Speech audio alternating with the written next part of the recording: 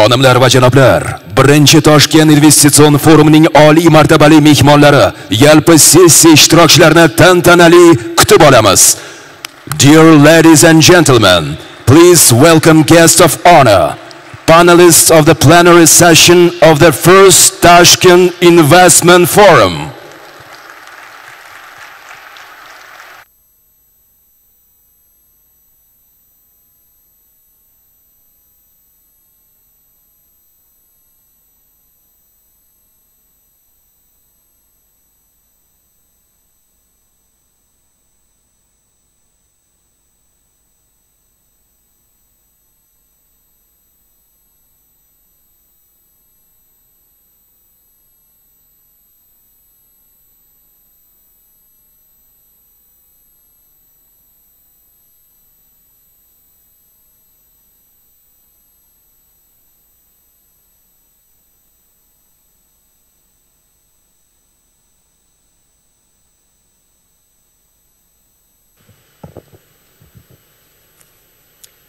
Hello and a very, very good morning. It's my great pleasure to welcome you to our opening plenary session of the Tashkent International Investment Forum.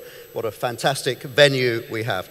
My name is Jonathan Charles. I'm the Managing Director of Communications of the European Bank for Reconstruction and Development. Over the next 90 minutes, we're going to be exploring Uzbekistan's potential, how far it has come in the past few years, and the next steps needed to achieve strong growth amidst all of the global challenges with which all countries are now grappling. We have a distinguished group gathered here today to discuss the issues. I'm delighted and honored that we're joined by the President of Uzbekistan, President Shavkat Mirziyoyev. In a moment, he will launch our proceedings with a speech setting out the direction of travel for the country. Then we'll have a question and answer session with our distinguished panel. We have the President of the European Bank for Reconstruction and Development, Odile Renaud-Basso, as well as Masatsuko Asakawa, President of the Asian Development Bank, Stephanie von Friedeberg, Senior Vice President of Operations at the IFC, Shangchen Zhang, the Deputy Director General of the World Trade Organization, Khalid Al-Fali, the Minister of Investment of Saudi Arabia, and Konstantin Limitovsky, Vice President of Investment Operations at the AIIB, the Asian Infrastructure Investment Bank. Also with us is Sardar Umazakov, the Deputy Prime Minister of Uzbekistan, the Minister of Investments and Foreign Trade. So we should have a fascinating 90 minutes ahead, which I hope you will greatly enjoy. And before that question and answer session, welcome to you all. We will be discussing those prospects imminently, but first, let's hear from President Mirziyoyev.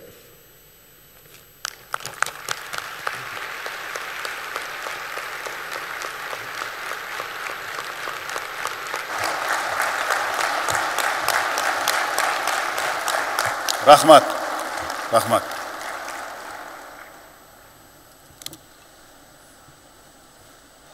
Hurmatli delegatsiya rahbarlari, hurmatli mehmonlar, xonimlar va janoblar. Avvalambor siz azizlarni birinchi Toshkent Xalqaro Investitsiya Forumining barcha ishtirokchilarini mehmon do'st O'zbekiston diyorida samimiy qutlashga ijozat bergaysiz.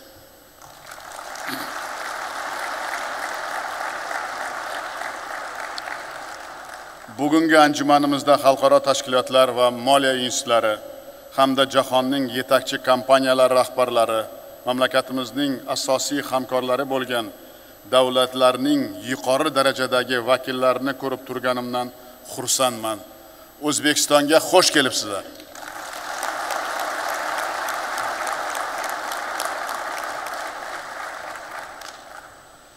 Hurmatli forum ishtirokchilari, O'zbekiston zamini ko'p asrlar davomida dunyoning turli mintaqalaridagi savdogar, ishbilarmon va tadbirkorlar e'tiborini o'ziga tortib kelgan. Buyuk Ipak yo'lining markazida joylashgan yurtimiz qadimdan Osiyo, Yevropa va Afrika qit'alarining karvon yo'llarini tutashgan hudud sifatida mashhur bo'lgan. Xitoy, Hindiston, Eron, Vizantiya Misr kabi mamlakatlarda shakllangan sivilizatsiya va madaniyat namunalarini aynan qadimgi Mavrnahr hozirgi O'zbekiston hududida uchrashib, bir-birini o'zaro boyitib kelgan. Buning natijasida 3000 yillik davlatchilik tarixiga ega mamlakatimiz uzoq davr mobaynida dunyoning savdo, iqtisodiyot, ilm-fan, madaniyat, san'at yuksak ravnaq topgan markazlardan biri bo'lib xizmat qilgan. Ushbu ko'hna zamindan yetishib chiqqan buyuk alloma va mutafakkirlar dunyoviy va diniy ilmlarning ulug' namoyandalari bugungi kunda ham butun dunyoga, insoniyatga xizmat qilayotgan noyob kashfiyot va bebaho asarlar yaratib, ularning jahon ahliga meros qilib qoldirganlar. Misol uchun hozirgi davrda ham dolzarb bo'lgan karantin tushunchasini Yevropada Avitsena nomi bilan tanilgan ajdodimiz buyuk shifokor Abu Ali ibn Sino bundan 1000 yil muqaddam birinchi bo'lib amaliyotga joriy qilgani tarixdan yaxshi ma'lum. Mashhur davlat arbobi, ayni paytda buyuk astronom bo'lgan Mirzo Ulug'bek esa 15-asrdayoq Samarqandda rasadxona qurdirib, 1000 dan ortiq yulduzlarning eng to'g'ri koordinatorlarini aniqlab, ilm-fan rivojiga beqiyos hissa qo'shgan. Zamonaviy innovatsion va blockchain texnologiyalari va sun'iy intellekt negizini tashkil qiluvchi algoritm atamasi yana bir ulug' ajdodimiz Muhammad al-Xorazmiy nomi bilan bog'liq ekanidan sizlar albatta xabardorsizlar. Yuksak tafakkur egasi bo'lgan yana o'nglab vatandoshlarimizning o'tmishda fizika, geodeziya, kimyo, falsafa va tarix, me'morchilik, tasviriy san'at, ilohiyat va boshqa yo'nalishlarda yaratgan ilmiy kashfiyotlari hozirgi zamonda ham o'z ahamiyati va qimmatini yo'qotmasdan kelayotgani ayniqsa e'tiborlidir. Hurmatli xonimlar va janoblar, bugungi kunda O'zbekiston o'zining geografik joylashuviga ko'ra shimol va janubni, g'arb va sharqning magistral tranzit koridorlari orqali bog'lab turadigan Markaziy Osiyo mintaqasining o'zagi hisoblanadi. Biz buyuk o'tmishdan buyuk kelajak sari tamoyil asosida iqtisodiy, ijtimoiy rivojlanishimizning jadal davom ettirmoqdamiz. Bundan 5 yil avval biz harakatlar strategiyasini qabul qilib, uning doirasida keng ko'lamli demokratik islohotlarni amalga oshirish yo'lini tanladik. Ushbu islohotlar dasturi davlatimiz va jamiyatimizning barcha sohalarini qamrab olib, qonun ustuvorligini ta'minlash, raqobatni rivojlantirish, korrupsiyaga qarshi keskin kurash olib borish kabi muhim yo'nalishlarni o'ziga mujassam etgan. Biz birinchi navbatda ilgari investorlarni O'zbekiston bozoriga kirishi va erkin faoliyat yuritishiga to'sqinlik qilgan barcha omillarni bartaraf etib, tadbirkorlik uchun qulay sharoitlar yarata boshladik. Birinchidan, 2017-yilda milliy valyutamiz so'mning erkin konvertatsiyasining joriy qilib, xorijiy investorlar tomonidan foydani repatriatsiya qilish bilan bog'liq barcha cheklovlarni olib tashladik. Bu birinchi qadamlarimiz edi. Investorga ana shu kelib ishonish uchun mana shu so'mimizning erkin konvertatsiyasi birinchi qadamlarimiz edi. Lekin biz birinchi bu qadamni qo'yganimizda ko'p qo'shnilarimiz ham, ko'p shu bizning hamkorlarimiz ham bu narsaga ishonmagan edi. Bank va yirik korxonalarimiz ilk marta xalqaro reytinglar olib, jahon moliya bozorlariga chiqdilar. Dunyo bozorlariga milliy valyutamizda ham xalqaro obligatsiyalar chiqarildi. Shu bilan birga biz bank moliya sohasidagi islohotlarimizni tizimli ravishda davom ettirish zarurligini albatta yaxshi tushunamiz. Bu qilgan harakatlarimizni albatta davomi bo'lish kerakligini ham yaxshi bilamiz. Ikkinchidan, mamlakatimizda ochiqlik siyosatini ta'minlash uchun 90 ta xorijiy davlat fuqarolari uchun O'zbekistonga vizasiz kirish imkoniyatini yaratdik. Yana 60 ga yaqin mamlakat fuqarolariga esa yengillashtirilgan tartibda viza olish imkoniyati berildi. Bu ko'rsatkichlar bo'yicha O'zbekiston mintaqadagi eng ochiq davlat maqomini qo'lga kiritgani bugun hech kimga sir emas. Uchinchidan, korrupsiyaga qarshi kurashish O'zbekistonda davlat siyosatining eng ustuvor yo'nalishiga aylandi. Bu borada sa'y-harakatlarimizning amalga oshirish maqsadida alohida agentlik tashkil etildi. Bu sohada boshlangan ishlarimizni davom ettirilib, iqtisodiyotga shaffoflikning ta'minlash va korrupsiyaga qarshi qat'iy kurash olib borish yanada kuchaytirilmoqda. To'rtinchidan, mamlakatimizda yashayotgan har bir insonning huquq va erkinliklarini kafolatlash va to'liq himoya qilishni ham eng ustuvor vazifa sifatida belgiladik. 2 yil avval O'zbekistonda inson huquqlari milliy strategiya qabul qilindi va tarixda birinchi marta mamlakatimiz Birlashgan Millatlar Tashkilotining inson huquqlari kengashiga a'zo bo'lib saylandi. O'zbekistonni qonun va adolat mustahkam qaror topgan demokratik mamlakatga aylantirish, mustaqil va kuchli sud huquq tizimini shakllantirish eng oliy maqsadlarimizdan biri sifatida kun tartibiga qo'yildi. 5-dan, islohotlarimizning muhim yo'nalishlari sifatida mamlakatda fuqarolik jamiyatini rivojlantirish va so'z erkinligining ta'minlash, demokratik media makon yaratish bo'yicha zarur choralar amalga oshirilmoqda.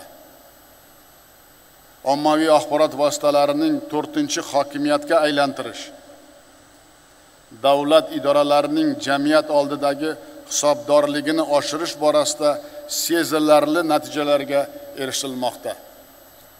Bu borada eng muhim yutug'imiz shuki, biz jamiyatimizda yopiqlik muhitidan qutulib, yangi O'zbekiston poydevorini aynan erkinlik, adolat, yana bir marta adolat tamoyillari asosida barpo etmoqdamiz.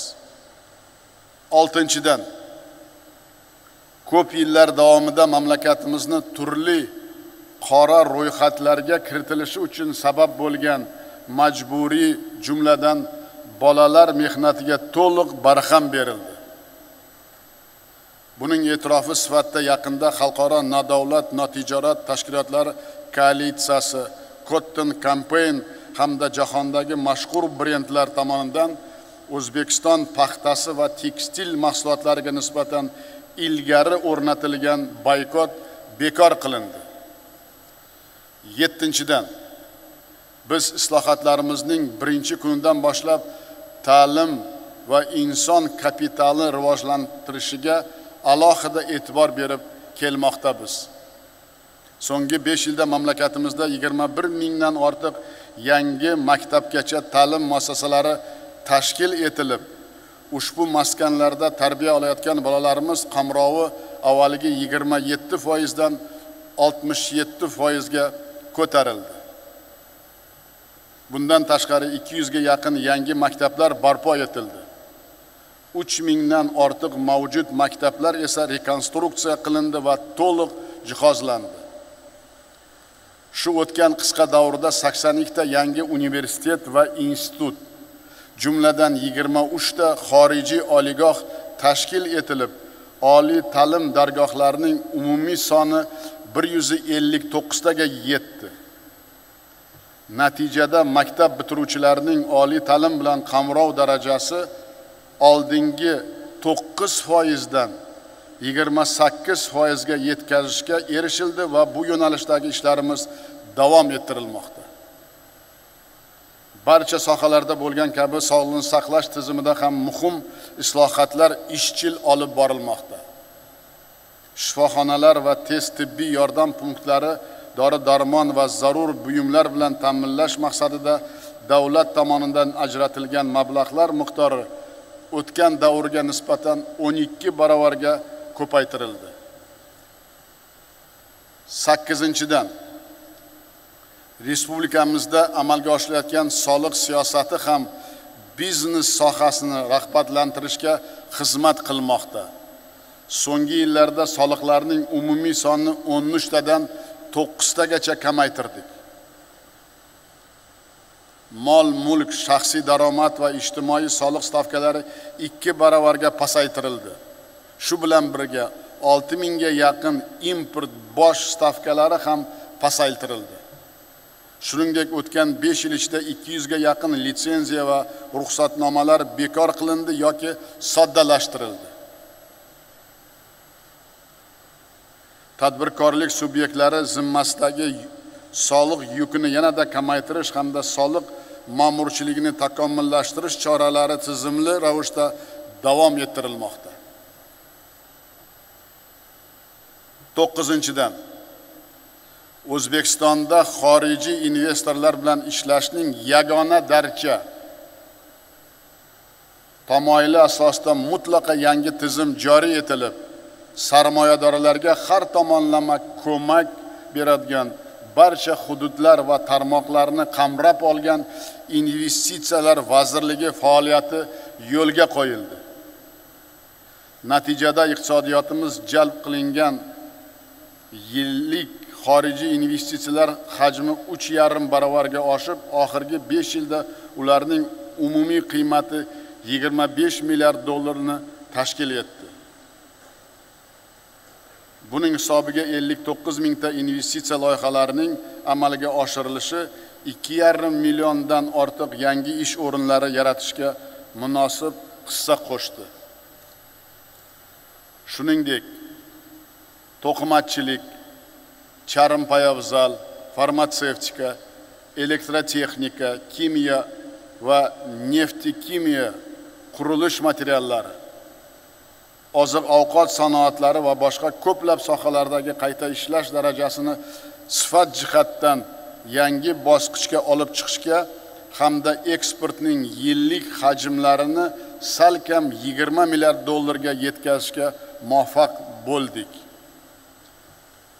10-dan 2 yil avval mamlakatimiz tarixida birinchi marta kambag'allikning bartaraf etishni hukumat siyosatining asosiy maqsadlaridan biriga aylantirdik. Ushbu yo'nalishda alohida strategiya qabul qilinib, kambag'allikning qisqartirish vazirligini tashkil qildik. Natijada qisqa davr ichida 1,5 milliondan ortiq oilani muhtojlar toifasidan chiqarishga erishdik. Umuman olganda 5 yil davomida harakatlarimiz o'zining ijobiy natijalarini bermoqda. Bu fikrning islohotlarimizning dastlabki yillaridayoq iqtisodiyotimizning yillik o'rtacha o'sishi 5% ni, sanoat sohasida esa 8% ni tashkil etgani ham tasdiqlaydi. Oltin valyuta zaxiralarimiz 27 milliard dollardan 35 milliard dollarga yetdi.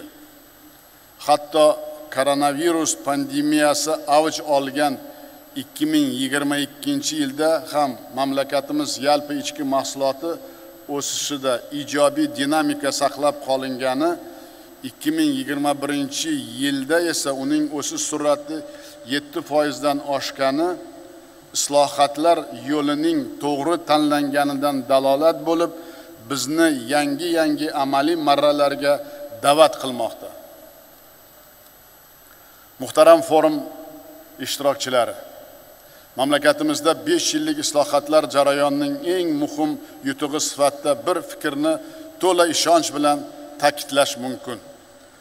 O'zbekistonda islohotlar ortga qaytmaydigan muqarrar tus olgani real haqiqatdir. Yaqinda biz kelgusi 5 yilga mo'ljallangan yangi O'zbekiston taraqqiyot strategiyasini qabul qildik. Ushbu strategiya inson manfaatlari hamma narsadan ustun tamoyili asosida ishlab chiqilgan bo'lib, mamlakatimizda erkin fuqarolik jamiyati va inson kapitalini rivojlantirish, tadbirkorlik faoliyatini yanada rag'batlantirish, investorlar huquqlarini himoya qilish, xususiy mulk daxlsizligi va gender tenglikning ta'minlash kabi muhim vazifalarga qaratilgan. Strategiyamizning pirovard maqsadi davlatimiz va jamiyatimizning barcha soha va yo'nalishlarda inson qadri uchun g'oyasini hayotga tatbiq etishda bizning maqsadimiz mana shuni ko'zda tutilgan. Bu yo'nalishlar quyidagilardan iborat. Birinchi yo'nalish mamlakatda iqtisodiy va siyosiy barqarorlikning ta'minlash choralarini izchil davom ettirish. Jumladan keng ko'lamli ma'muriy islohotlarni amalga oshirish va raqamlashtirishning joriy qilish orqali biznes uchun yanada qulay sharoit yaratish. Davlat boshqaruvi tizimining natijadorligini oshirish orqali ishbilarmon va tadbirkorlarga ko'mak beradigan ixcham va yuqori samarali hukumat tizimini tashkil etish ko'zda tutilgan. Ikkinchi yo'nalish davlatning iqtisodiyotidagi roli va ulushini keskin qisqartirish. Xalqaro moliya institutlari va xorijiy konsalting kompaniyalari ko'magida davlat aktivlarini xususiylashtirish orqali 2026-yilga qadar eksklyuziv huquqlarni bekor qilish va davlat korxonalarini xususiylashtirish hisobiga 25 tadan ortiq faoliyat turlari bo'yicha monopoliyalar tugatiladi. Tijorat banklarida transformatsiya jarayonlari davom ettirilib, bank aktivlarida xususiy sektor ulushi 60% gacha yetkaziladi. Davlat ishtirokidagi korxonalar soni kamida 3 baravarga qisqartiriladi. Fursatdan foydalanib forumda qatnashayotgan siz, hurmatli investor va tadbirkorlarga oshkoralik, shaffoflik va raqobat tamoyili asosida o'tkaziladigan xususiylashtirish jarayonlarida keng ishtirok etishingiz uchun barcha sharoitlar yaratishimizni ta'kidlab aytmoqchiman. Uchinchi yo'nalish mamlakatimizda infratuzilmani jadal rivojlantirish davom ettiriladi. O'zbekistonda xorijiy investorlar bilan birgalikda davlat xususiy sheriklik mexanizmini joriy qilgan holda energetika, transport, sog'liqni saqlash, ta'lim, infratuzilma rivojlantirish va yo'l qurilish sohalarida umumiy qiymati 15 milliard dollarlik 200 dan ortiq loyihalarni amalga oshirish rejalashtirilgan. Barchangizni ushbu jarayonlarda faol ishtirok etib, o'zaro manfaatli loyihalarni amalga oshirishga taklif qilamiz. 4-chi yo'nalish iqtisodiyotimizning sanoatlashish doirasida boy xomashyo zaxiralarimizning chuqur qayta ishlash orqali yuqori qo'shilgan qiymatli mahsulotlarni ishlab chiqishni rag'batlantirish. Xabaringiz bor, O'zbekiston ko'plab foydali qazilmalar zaxirasi bo'yicha dunyoning yuqori o'rindagi 20 ta davlati qatoriga kiradi. Jumladan mamlakatimiz oltinning resurs bazasi bo'yicha dunyoda 2-chi, mis bo'yicha 7-chi, wolfram bo'yicha 8-chi, kumush bo'yicha 9-chi, uran bo'yicha 12-chi, tabiiy gaz ishlab chiqarish sohasida esa 16-o'rinni egallaydi. Ushbu boy xomashyo resurslarini qayta chuqur ishlash kelgusi 5 yilda kimyo va gaz kimyo, misni qayta ishlash, elektronika, farmatsevtika, to'qimachilik va ko'plab boshqa sohalarda 120 milliard dollarlik investitsiyalarni jalb etish bo'yicha aniq loyihalar ishlab chiqilgan.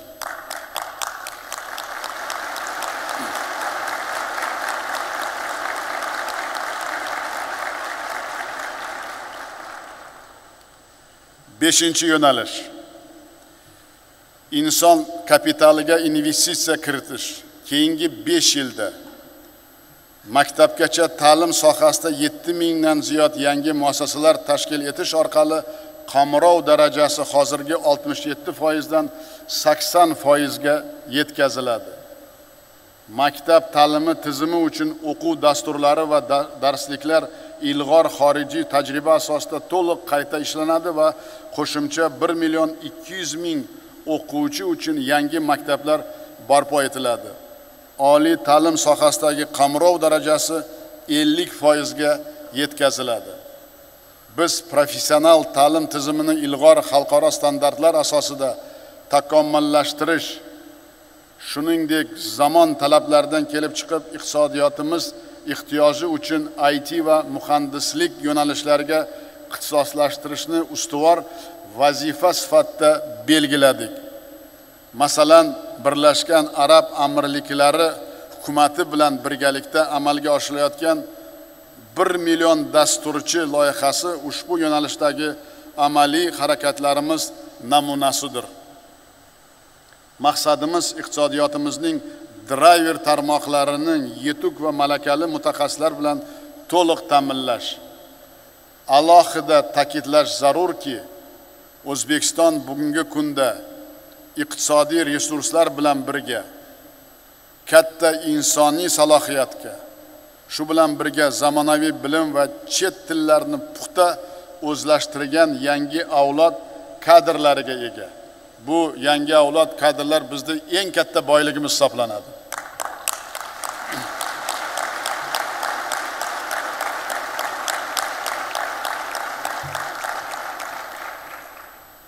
Oltinchi yo'nalish. Mamlakatimizda tashqi savdo, savdoni yanada erkinlashtirish, tashqi savdoni, eksport va import faoliyati uchun qo'shimcha qulayliklar yaratish. O'zbekiston yaqin yillarda jahon savdo tashkilotiga to'liq qonli a'zo bo'lish uchun aniq qadamlar qo'ymoqda. Hozirning o'zida respublikamizda mahsulot ishlab chiqaruvchilar erkin savdosi orqali 280 million iste'molchi bo'lgan mintaqaviy bozorlarga chiqish imkoniyatiga ega. Bundan tashqari Yevropa ittifoqining kengaytirilgan preferensiyalar tizimi GSP+ doirasida O'zbekistondan 6000 dan ortiq mahsulot turlari Yevropa bozoriga imtiyozli shartlarda eksport qilish mumkin. Shuningdek, milliy eksportchilarimizga qo'shimcha imkoniyatlar yaratish uchun hozirda Hindiston, Turkiya, Koreya Respublikasi va boshqa davlatlar bilan imtiyozli va erkin savdo bitimlarini imzolash bo'yicha aniq choralar ko'rilmoqda. Mavjud transport koridorlarini diversifikatsiya qilish maqsadida O'zbekistonda ishlab chiqarilgan mahsulotlarni Trans-Afg'on yo'li orqali Janubiy Osiyoga, O'zbekiston, Qirg'iziston, Xitoy temir yo'li orqali Osiyo Tinch okeani mintaqasiga hamda Janubiy Kavkazning kesib o'tuvchi multimodal transport koridori orqali Yevropa mamlakatlariga yetkazish imkoniyatlarini yaratish uchun aniq amaliy harakatlar olib borilmoqda. 7-chi yo'nalish. Mamlakatimizning investitsiya jozibadorligini oshirish, biznes muhitini yanada yaxshilash, bu soha rivoji uchun amaliy takliflarni ishlab chiqish maqsadida 2022-yildan Prezident huzurida xorijiy investorlar kengashi yig'ilishlarni muntazam o'tkazib borish yo'lga qo'yiladi. Shuningdek, crowdsourcing platformasi va zamonaviy raqamli yechimlardan foydalangan holda barcha tarmoqlar va hududlardagi investorlar va tadbirkorlar bilan to'g'ridan-to'g'ri muloqot o'tkazish amaliy davom ettiramiz. Bizning mamlakatimizda 20-avgust sanasi tadbirkorlar kuni sifatida belgilangan. Ayni shu kunda prezidentning tadbirkorlar bilan to'g'ridan-to'g'ri uchrashuvi bo'lib o'tadi. Men bugungi anjumanda ishtirok etayotgan barcha investor va tadbirkorlarning bo'lg'usi ana shunday muloqotda o'zlarining qiziqtirgan savol va takliflari bilan ishtirok etishga mamnuniyat bilan taklif etaman.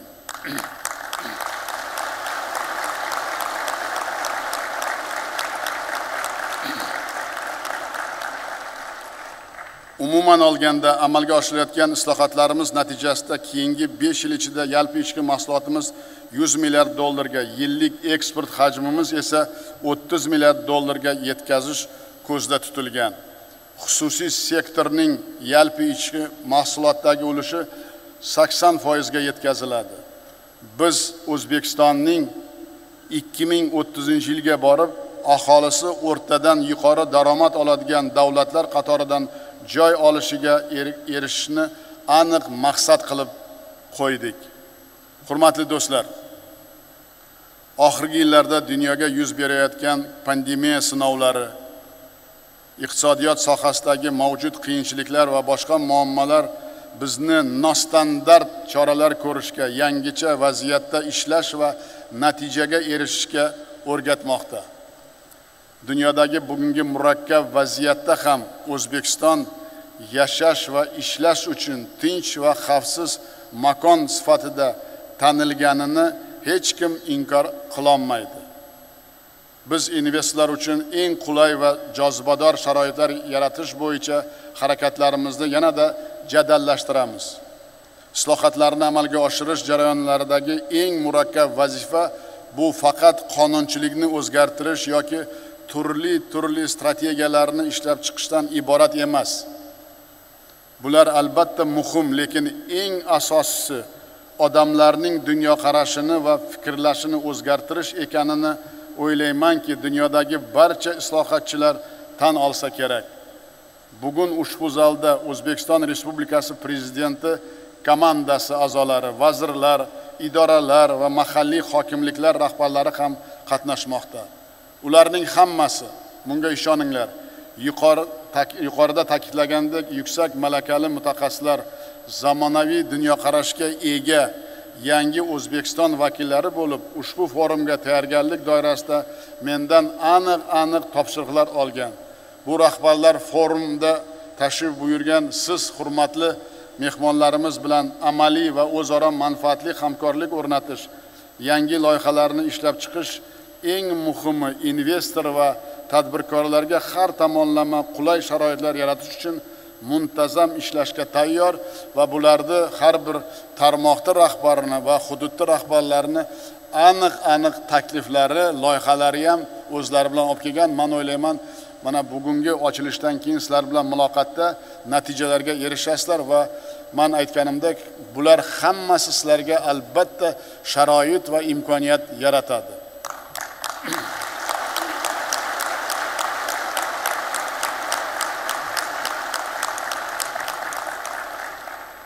Shuningdek, forum ishida xorijiy sheriklarimiz bilan yangi hamkorlik aloqalarini o'rnatishga tayyor bo'lib turgan O'zbekistonning yetakchi tarmoq birlashmalari, xususiy kompaniyalar va korxona rahbarlari ham ishtirok etmoqda.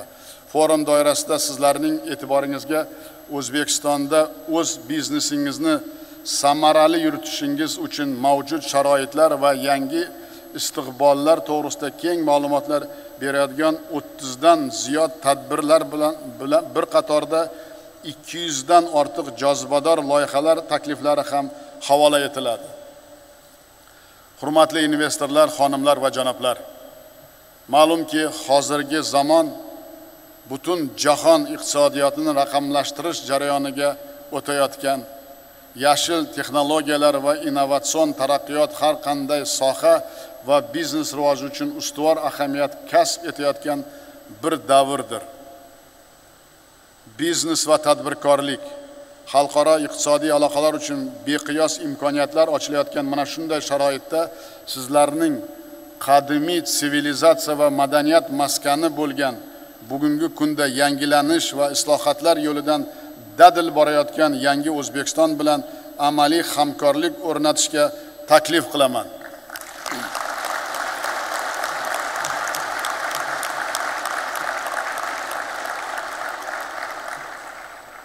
Alohida shuni ta'kidlamoqchiman, har bir mana shu kelgan mehmonlarimizga alohida sizlarni nima deydi, ishlaringizni kelajagini, rivojini ta'minlash uchun mamlakatimizdagi muvaffaqiyatingizni ta'minlash va O'zbekiston prezidenti va hukumatı sizlarga hamma ishlaringizni mana shu yaxshi ketish uchun sharoit yaratish uchun man prezident bo'lib berga qatnashganim, man sizlarga va hukumat ham men ham sizlarga shuni kafolat bermoqchiman.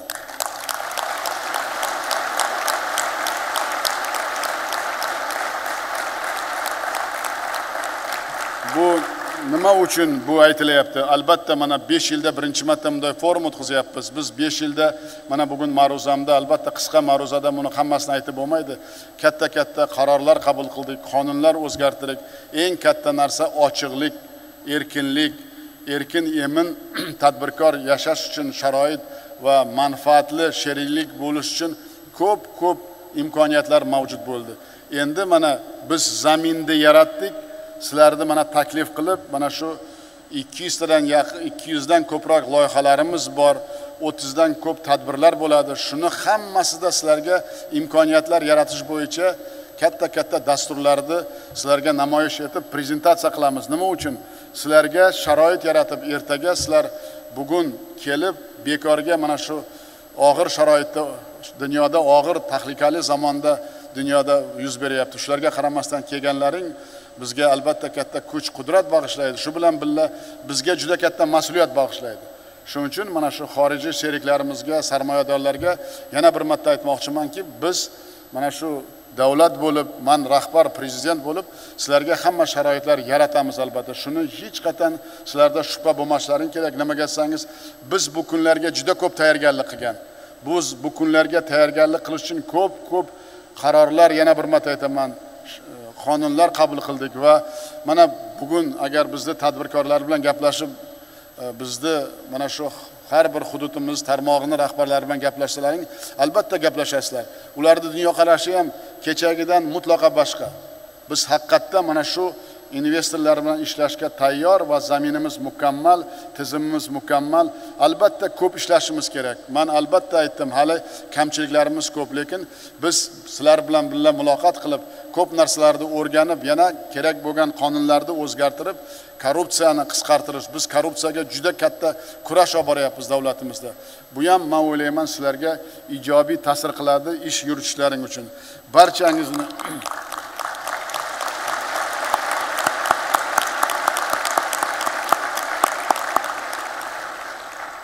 Barchangizni ulkan va mushtarak maqsadlarni amalga oshirish, o'zaro manfaatli sheriklik aloqalarimizni yangi yanada yuksak bosqichga ko'tarish uchun faol amaliy harakatlarga da'vat etaman. Anjumanimizning barcha ishtirokchilariga forum natijalari bo'yicha muhim va samarali kelishuvlarga erishishni, kelgusi ishlarda esa yangi yutuq va vazifalar. Albatta, men ishonaman, bu birinchi bizda bunday forum. Keyin ikkinchi forumga qatnashganlar sizlarda O'zbekistonlaringdagi ishlaringda o'zini kichkina bo'lsa ham o'zini tarixi bo'ladi. Keyin men bunday tashviqot qilishim kerak emas, lekin shu tashviqot qilmaslik uchun biz juda katta harakatlar qilamiz sizga sharoit yaratish uchun. Yana bir marta sizlarga takror minnatdorchilik bilib, mana shu bugungi boshlangan O'zbekistondagi katta biznes forumimizning natijasi albatta ikki tomonlama manfaat olib keladi deb olib kelishiga ishonaman. E'tiborlaringiz uchun katta rahmat.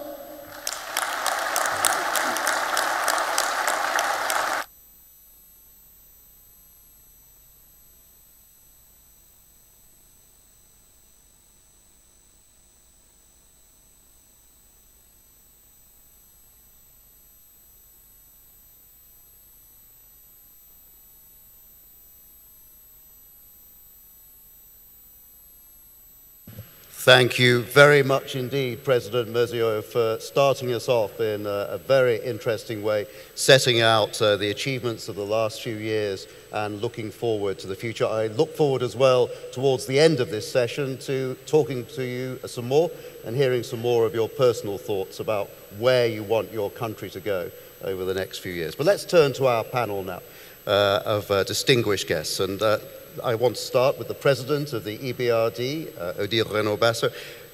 President, the EBRD re-engaged here in Uzbekistan in 2017 after a long break.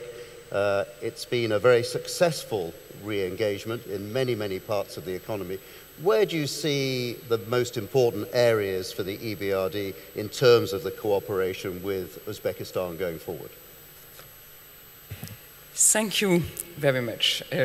Dear President Mirziyoyev, dear Jonathan, first of all, thank you for inviting me to address such a distinguished audience, and congratulations for the organization of this very exceptional event, where I think we can feel the energy of reform, the energy of transformation, and I think that's a very positive element in a world where we know there are some challenges and tensions. So indeed, the European Bank for Reconstruction and Development has invested more than $3.3 billion over the last 5 years, more than $600 million last year. And we are not doing only investment, but we were also involved in policy reform advice to the authorities, support to the private sector, providing business advice, training thousands of local companies. And these investments were possible because of the very ambitious reform agenda launched by the President, which has really yielded very positive results. Moving forward, I think that, and looking at the next 5 years, what can and what should we do together during the next 5 years? I think here what is very important is that we will continue to work hand in hand with the reform agenda. And I've been very impressed by the objective you set in terms of reform agenda. We will focus on 3 key priorities, very concrete priorities, which are needed for the country, I believe. The first one is to create sustainable jobs. The second one is to improve the services to citizens and provide a healthy green environment for the current and for future generations in Uzbekistan. And the third one is digitalization and competitiveness. So I will start with creation of sustainable jobs. The first thing we will continue to do and we will scale up is support to SMEs through business advice, through training, and through financing. Our clients we've been supporting in the last years have increased their turnover by more than 25% in the last few years, with significant improvement in profitability and increased employment. And that's why we will continue to finance SMEs, in particular women entrepreneurs, green investment, but also developing new products for young entrepreneurs. And I think that young people in this country need to be able to develop their businesses and to grow their activities. I would like to underline a number of elements that will be essential to support this job creation agenda. The first one is, and you mentioned it, President, the acceleration of the restructuring and privatization of the banking sector. And on this agenda, the EBRD is really committed to support and to provide financing. Such reforms will improve the bank's capacity to lend more and more efficiently to the real sector and to the real economy. Second very important element is to create jobs, is to attract foreign direct investments. And there is a need to continue to improve further and steadily the best business climate in cooperation with EBRD, but also in cooperation with foreign investors. High-profile privatization transactions are being prepared, for example, in the fertilizer sector. Open, transparent privatization transactions cleared by the competition authorities will be attracting ever better investors and bring higher value to the country.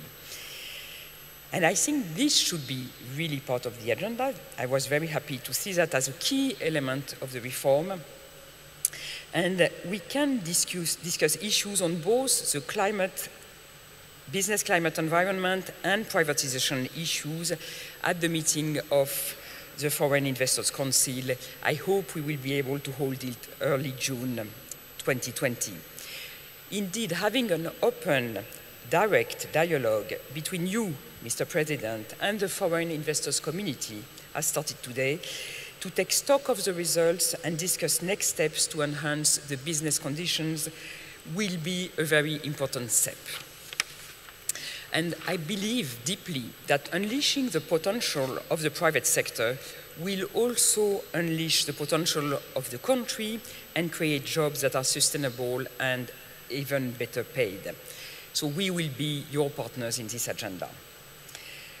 The second key objective for us is to improve services to citizens and provide a healthy green environment for current and future generations.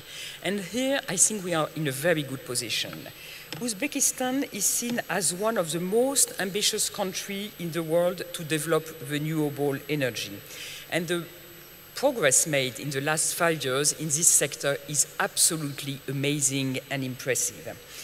And we are keen to continue our cooperation in this area, also to bring the state-of-the-art technology with private investors to this country. We will also scale up our joint investment into solid waste and where there is scope to mobilize private capital to invest in waste-to-energy facility or operating electric transport fleets. And we will be working with the Navroy and Al-Malik giant mining companies to help them reducing their carbon footprint while expanding production. And we would also like to work with the towns and communities where they are located so as to ensure that they enjoy the development and green benefits as well. Last key priority, but not least, of course, digitalization, and you also mentioned it. And we want to join force with Uzbek partners to enhance digital education, whether coding through private sector training providers or our own mass training towards SMEs on digital processes for businesses. We will also be delighted to support development of digital infrastructure, including high-speed internet across Central Asia, while mobilizing the private sector as much as possible to develop this key infrastructure for the future. In addition, energy investment we are considering will include new knowledge and or digital development, fintech and ecosystem development, digital management of operation at utilities companies, and the use of digital technology and drones in road maintenance, logistics planning are all elements that we will share and invest with our Uzbek partners. Let me conclude by saying that we are all facing challenging times and navigating a high degree of uncertainties.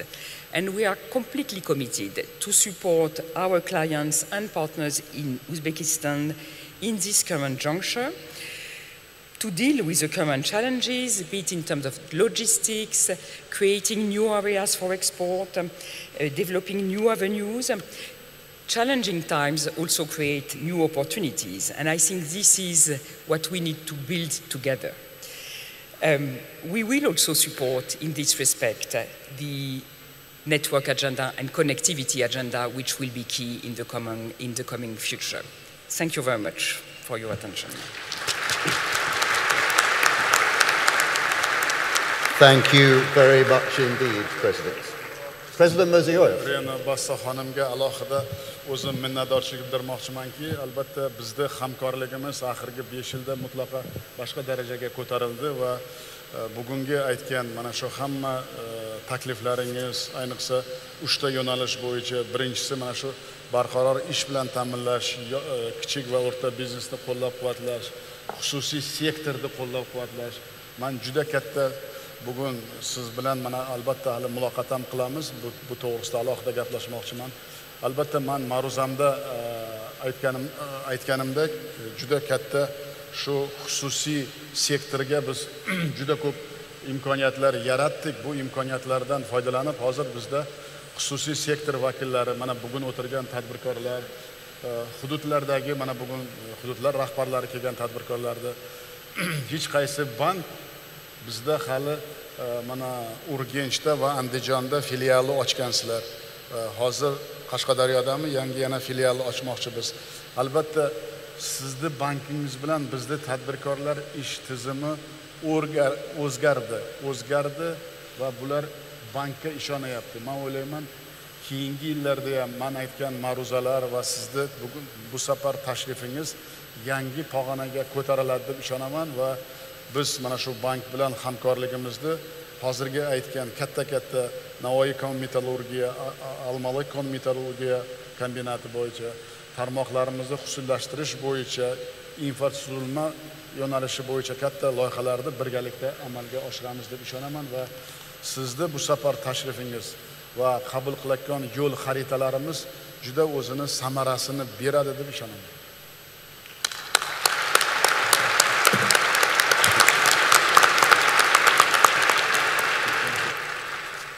President, thank you very much indeed. Let us move on to our next guest, President Asakar of the Asian Development Bank. Obviously, the ADB has been heavily engaged here for a very long period of time, working on industrial progress, working on agriculture, working in the green area of the economy, with many thoughts about developing the economy. How do you assess the cooperation that you've had here in Uzbekistan, and what areas, public and private, would you plan to be helping the economy with? Thank you, Jonathan, for your question. But before responding to that question, let me thank you very much, His Excellency President Mirziyoyev, for inviting me and us for this very impressive and timely and important international investment forum, and the colleagues from across the development community and private sector for gathering here with us today. And needless to say, we have been really thoroughly enjoying the great hospitality of Uzbekistan's government provided to us during our stay. Thank you so much. Well, I'm very much proud of the excellent cooperation between ADB, my bank, and the government of Uzbekistan since 1995. This strong relationship has allowed us to provide ADB's unique combination of not only financing, but also knowledge and partnerships to help accelerate development, especially for populations most in need. ADB is also supporting reforms that will enable the private sector to contribute more fully to Uzbekistan's future and economy. So let me offer some highlights. There have been some notable achievements from our work together in recent years, especially between 2018 and 2021. First, on industrial development, we supported the construction and reconstruction of regional infrastructure, namely roads and railways. This has helped to connect people and foster trade by improving connectivity. We also contribute across the energy sector in power generation, transmission, and distribution as well. Second, to diversify the agricultural sector, we provide capital to horticultural farmers through banks right here in Uzbekistan. This is leading to higher value crops, including exports, and it has contributed to income gains for farmers, along with nearly 5,000 jobs, including 1/3 to women. So this would surely contribute to the gender issues, which Uzbekistan government put highest priority on its policy agenda, as the President just mentioned. And thirdly, we are on track to help at least 10 million additional residents gain access to improved rural and urban infrastructure services. And in housing, over 7,300 families have secured loans since we launched ADB's mortgage market program in 2020. Over 43,000 houses have also been built since we began supporting the state's housing program in 2012. Then, let me turn now to the second part of your question, Jonathan. I will now focus on how ADB is supporting reforms in Uzbekistan. Needless to say, our aim is to accelerate the transition to a market economy while maintaining macroeconomic stability. It will be important to look at the role of the government salary, including reducing state involvement in financial intermediation. We also want to improve access to infrastructure and social services. We feel that public-private partnership, PPP, can play a role here. Oh, by the way, Uzbekistan is one of the most largest PPP beneficiaries of ADB. Reforms in these areas will improve the investment environment by opening up participation and competition for the private sector. We also want to strengthen economic management to facilitate better public financial management and to improve the performance of state-owned enterprises, SOEs. An example of this is our power sector reform program, Power Sector, where we partner with the government to adopt measures that attract independent power producers, IPPs, such as non-discriminatory access to the national grid. Or in the mortgage market, where we support reforms that improve access to long-term market-based funding, competitive housing finance products, and better targeted housing subsidies. In short, it will be very important to expand Uzbekistan's investor base by developing the norms and infrastructure that support a free market. We also need to improve service delivery for citizens, for instance, by linking budget outlay to results. We also need to create additional fiscal space to augment public investment by so-called DRM, domestic resource mobilization. And we need to crowd in private investment, for example, by improving the efficiency of public investments. So, our cooperation has been very strong in these and many other areas, and we are seeing concrete results for businesses and the people of Uzbekistan. I thank everyone here for your contributions as we work together for a more prosperous, inclusive, resilient, and sustainable future for Uzbekistan and the region. Thank you very much for your patience.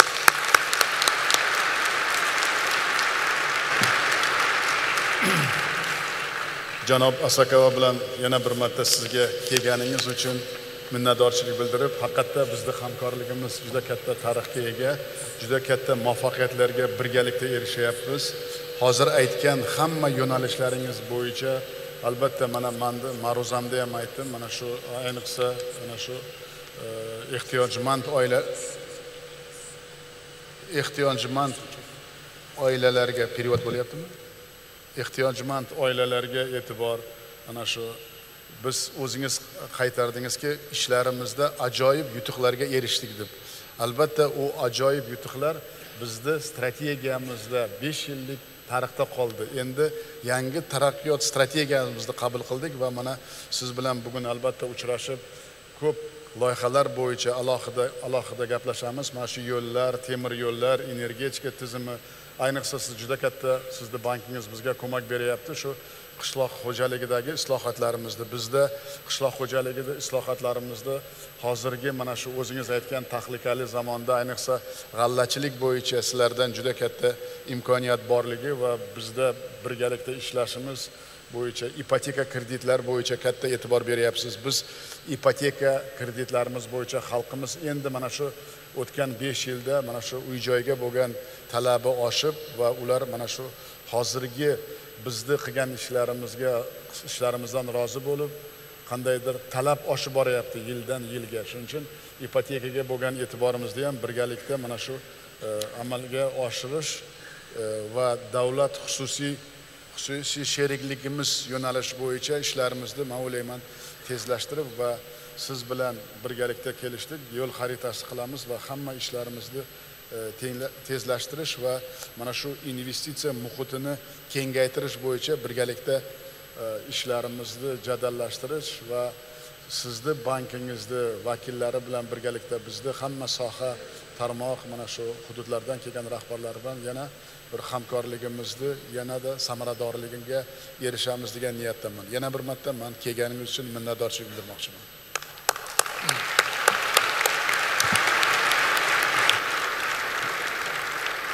Thank you very much again, President Mirziyoyev, and thank you before that to President Asakawa of the ADB. Let me turn now to our guest from Saudi Arabia, the Minister of Investment of the Kingdom of Saudi Arabia, Khalid Al-Fali. Saudi Arabia is very active here in Uzbekistan, particularly on energy projects. I wonder whether you could tell us what it is about Uzbekistan that makes it so attractive to investors from Saudi Arabia and that region. Well, thank you very much, Jonathan, and I think the thanks from me and all of this great audience have to go to His Excellency, the Honorable President Shavkat Mirziyoyev, for bringing us all together, for your leadership, for your hospitality, having this powerful group from all over the world gather here in Central Asia and Tashkent during a time of difficulty, a time of challenges, is very, very timely, very important, and I think it's just another element of the leadership you have been demonstrating, Your Excellency, over the last 5-6 years, that all of us, friends and partners of Uzbekistan, are so thankful for. Going back to the question, Jonathan, why are we here? Why are we investing? Just like any other investor and just like any other partner of a host country, we look for predictable, stable investment environment predicated on a number of factors, which I am pleased to say we find here in abundance.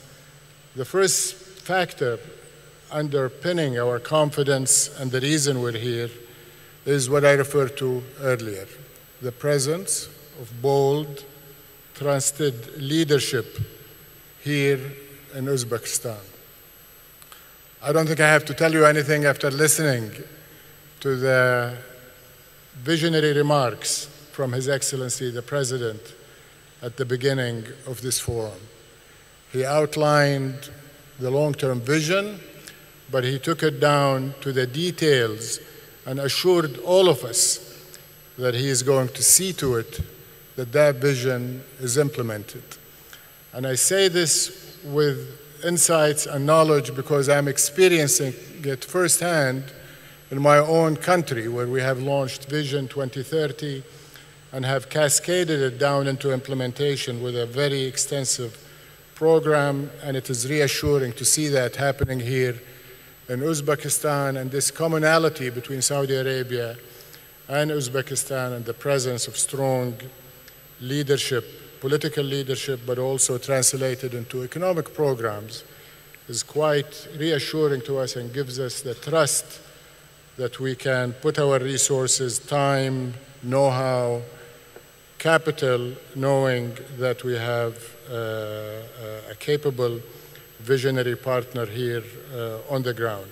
I'll tell you, and I hope nobody takes this negatively, but I was here, Your Excellency, in 2016, and I attempted to work with my counterparts in Uzbekistan at that time. And I came back in 21, and what a difference 5 years have made. And it's all about you, Your Excellency. So thank you very much for that leadership.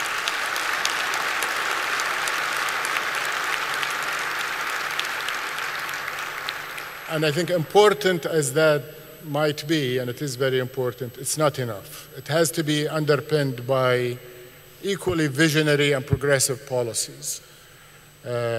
Policies that are investment friendly and investor friendly.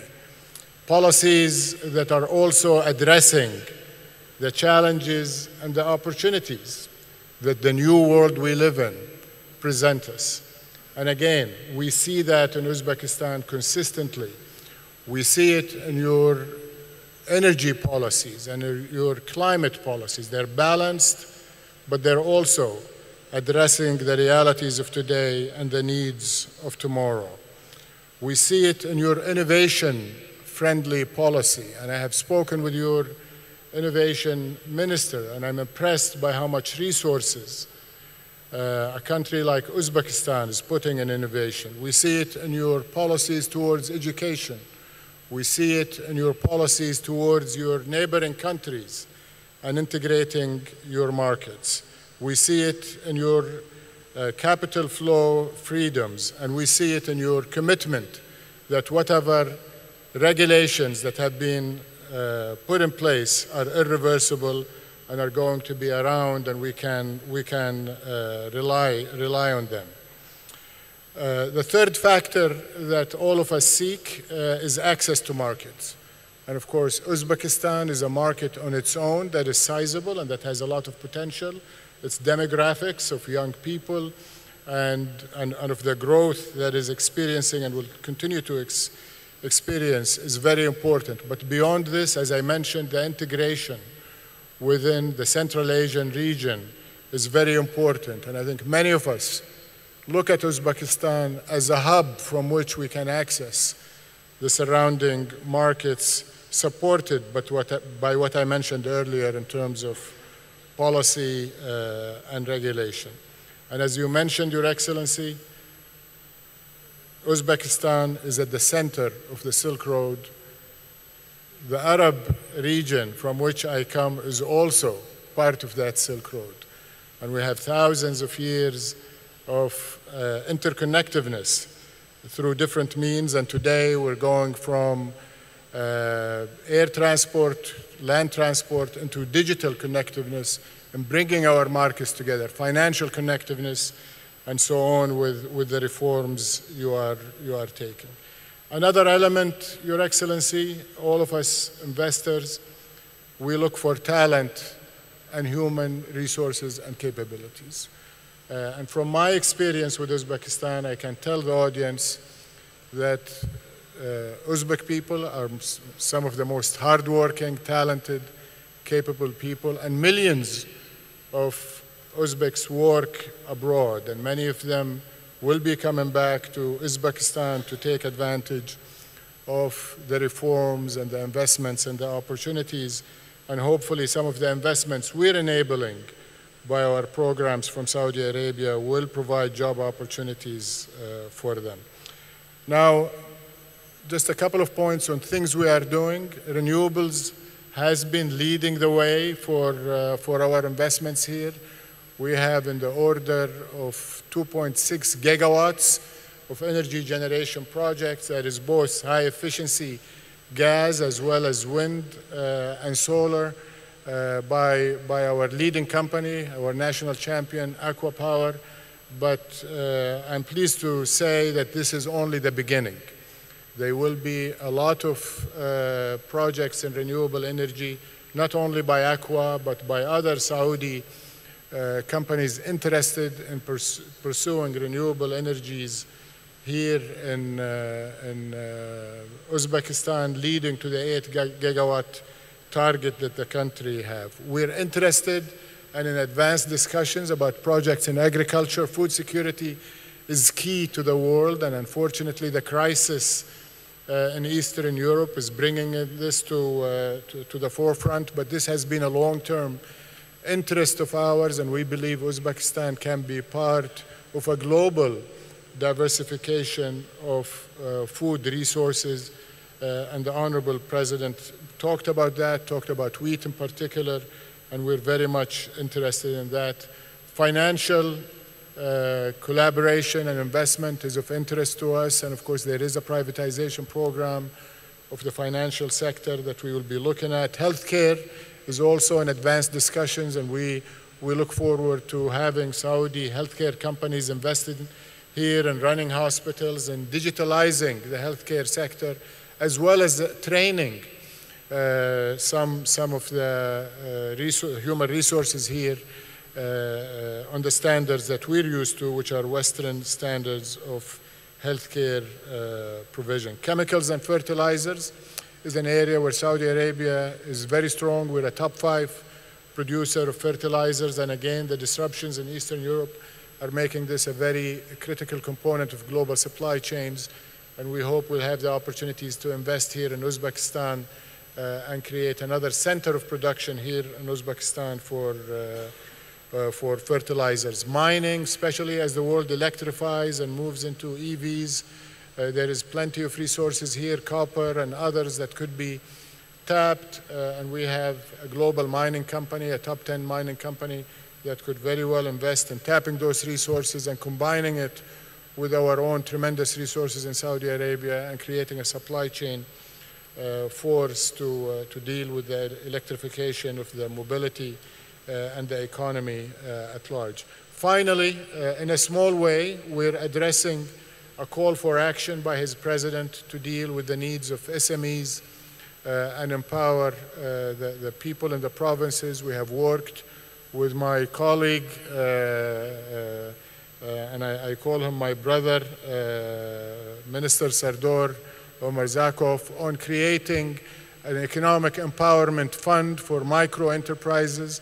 It is funded by the Islamic Development Bank, by the government of Uzbekistan, by private sectors from Saudi Arabia, and this fund is initially capitalized at $100 million and will be targeting small SMEs, micro enterprises. And I think all of us who look at the large opportunities have also to do more of this. We're also doing something on education, where we will be offering scholarships in STEM disciplines and PhDs and masters in some of our advanced educations, as well as in R&D, and many more would come with fora like this and meetings like this and leadership like we're seeing here in Uzbekistan.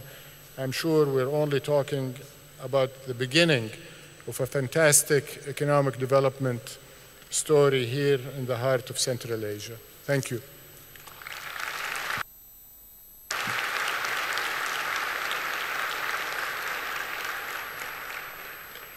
Albatta yana bir marta minnatdorman sizdan. Mana shu 16-yil bilan 21-yil kelganingizda farqni ko'rib, men o'ylayman, mana siz bilan uchrashganimizdan keyin ham katta loyihalarni boshladik.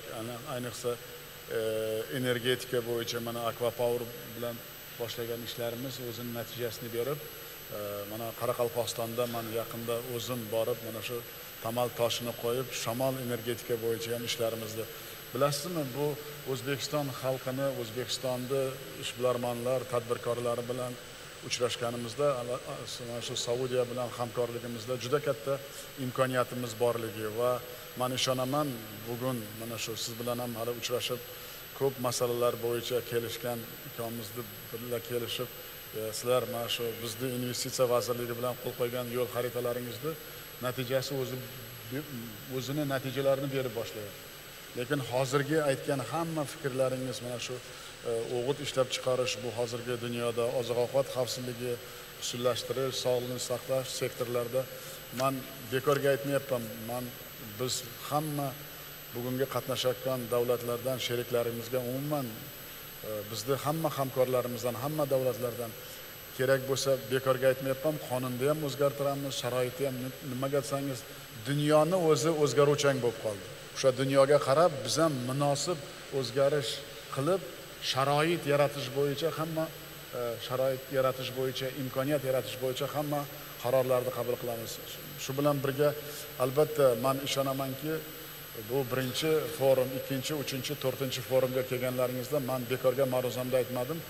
Hamma qatnashgan investorlarni, bugun do'stlarimizni o'zini O'zbekistondagi mana shu investitsion o'zini tarixini bo'lish uchun biz harakat qilamiz. Ana shunda meni tashviqot qilishim kerak bo'lmaydi, lekin baribir 2-3 yil kerak bo'ladiki, o'sha kuchli davlat bo'lib, intizom bo'lib, tinchlikni ta'minlab, mana shu biz hamkorlarimizga kafolatlangan sharoit takror aytyapman, albatta buni yaratamiz.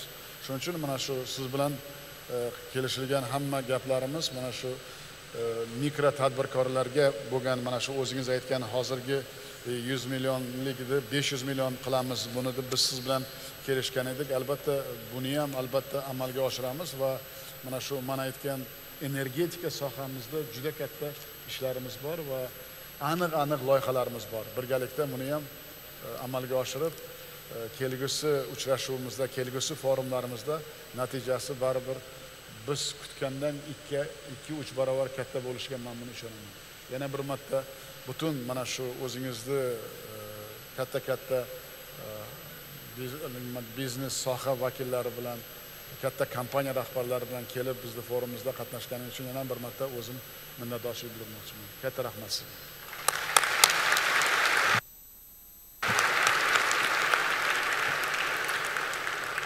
President, thank you very much again, and before that, thank you very much indeed, Minister, for joining us today. Let me turn to our colleague from the IFC, also representing the whole World Bank Group here today, Stephanie von Friedeberg. Stephanie, let me start. Obviously, there's been a huge amount of activity here from the whole World Bank Group, a lot on public-private partnerships as one area, for example, but a lot of looking at bigger projects too. Where do you see the room for engagement here in Uzbekistan, and where do you see the room where you would like to see more progress? So Jonathan, thank you. And let me first, Your Excellency, Mr. President, fellow panelists and guests, it really is a pleasure to be here physically today. After 2.5 years of COVID lockdown, I feel like we've finally broken the handcuffs, and I really look forward to the opportunity to engage with all of you over the course of the next couple of days. As you know, Mr. President, the World Bank Group has a very long and deep partnership with the country of Uzbekistan. We stood hand in hand with you during your first group of reforms, and they have been amazingly successful, and you and your government deserve to be commended for all that has been achieved, and much of which you mentioned in your opening speech. And we really believe in these turbulent waters and choppy economic situation globally, now is the time to double down on reform. And we intend to do that with a country partnership framework that we've agreed with the government to match the new Uzbekistan plan and to get the country to a high middle income level by 2030. And it's really featured on 3 areas. The first is really about creating more and better jobs. Remember, 56% of the GDP in this country is actually generated by SOEs, and they employ 18% of the population. We need to flip that on its head. Second, as the President mentioned, human capital development, creating the workforce of the future. Our human capital index indicates that today, a girl born will be 62% as productive as she could be if she was given full education and better health care. So there's much that we need to do in this space. And finally, green growth. Creating a private sector requires reliable and affordable energy, and it has to be clean given the effects of climate change and water scarcity on this country.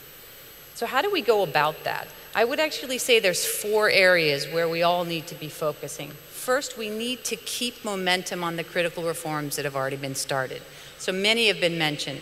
The financial sector, where investments like our investment in Ipoteka Bank or Proistrom Bank that we're doing together paved the way. But there's a $10 billion financing gap for SMEs in this country, and they employ 75% of the people.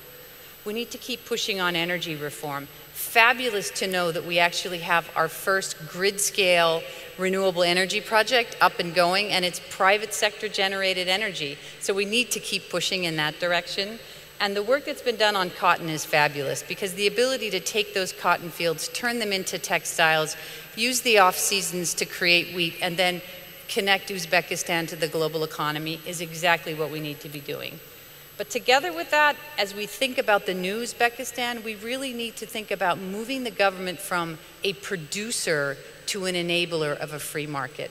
And what does that mean? That means pushing forward with the privatization of as many of the 2,800 SOEs in the country today. The third thing, and I think many of our panelists have mentioned it, but I see it as fundamental, is the creation of a digital economy. We know as a result of COVID that digitalization is the way of the future, and that means more privatization of mobile operators. It means the creation of backbones and digital infrastructure that is both shared and managed by the private sector. And I think as panelists and the President rightly said, it also means building the right skills, both literacy, digital literacy skills, as well as the more advanced programming and entrepreneurship skills that are necessary to create a digital economy of the future. Today, only 1% of this country contributes to e-commerce. If you could bring all of the SMEs in this country onto digital marketplaces, we could revolutionize the way that the country is run and the way that SMEs are capable of growing. And the fourth area, which I think one of my fellow panelists mentioned as well, in my view, is transport. This is where public-private partnerships will truly matter. As one of only 2 double landlocked countries in the world, rail, road, and air all matter. And we can create very valuable public-private partnerships, leveraging off the work that we have already done in energy, in health, and in education, to bring rolling stock to the country as an example. So that will definitely be an area where we will be partnering. And quite frankly, as I look around, I see more opportunity in Uzbekistan than I've ever seen, and a fabulous time for us all to be together at this international conference figuring out how we can partner, and I look forward to the rest of the week. Thank you, Jonathan.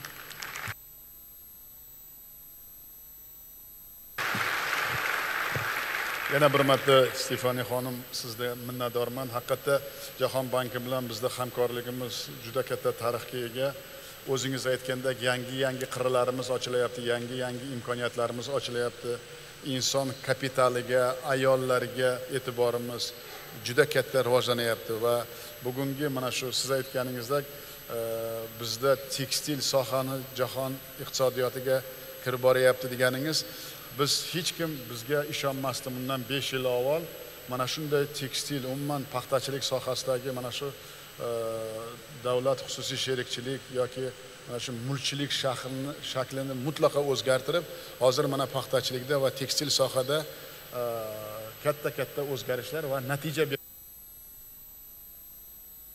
shu bilan birga bu juda katta ishchi joylari yaratyapmiz. Buni natijasini xalqimiz ko'rib turibdi. Shuning uchun sizlar bilan mana ham o'z ma'ruzamda aytdim. Bizning kelajagimiz, najotimiz raqamlashtirishda va biz mana shu Saudiya Arabistoni amirligi bilan qilayotgan 1 million dasturchini bekorga boshlaganimiz yo'q biz u ishni. Nimaga desangiz, biz hamma sohani rivojlantirishga faqat raqamlashtirish bo'yicha mutaxassislarni tashkil qilishga harakat qilyapmiz. Agar bu mutaxassislarimiz hamma sohaga, tarmoqlarga kerak bo'ladi. Zamonaviy tilni bilakon raqamlashtirishga o'rgatib olib, bularni katta natijasini biz hozirdan sezib boshlayapmiz. Bular bizga o'zini ko'magini ko'rsatyapti. Va faqat men o'zim mana shu ma'ruzamda ham e'tibor qildingiz, aytganimdek, biz mana shu ta'limga, inson kapitaliga juda katta e'tibor beramiz va men o'ylayman, birgalikda bu sohaniga hali ko'p rejalarimiz bor Jahon banki bilan ishlashga va bu rejalar albatta mana shu 35 millionlik aholimizga o'zini ijobiy ta'sirini ko'rsatadi deb o'ylayman va siz mana shu haqiqatda o'zingiz aytgandek juda katta lockdownlar bo'ldi, ko'p dunyoda ochiq uchrashuvlar bo'lmadi. Mana bugun shu uchrashuvimizga biz taklif qilib Jahon bankining vakili bo'lib kelib turganingiz uchun men sizdan alohida minnatdorman va men oldin aytganimizdek siz bilan ishlash bizda tariximiz ham bor. Bu tarix faqat natijasini yaxshi beradi deb va bu bizga kelajakda juda katta imkoniyat beradi deb ishonaman. Sog' salomat bo'ling, yana mana shu kelajakda uchrashib, mana shunday forumlarda natijalar, bugungi aytgan o'zingiz yo'nalishlar bo'yicha albatta natijalar ham sezilarli bo'ladi deb umid qilaman. Sog' bo'ling.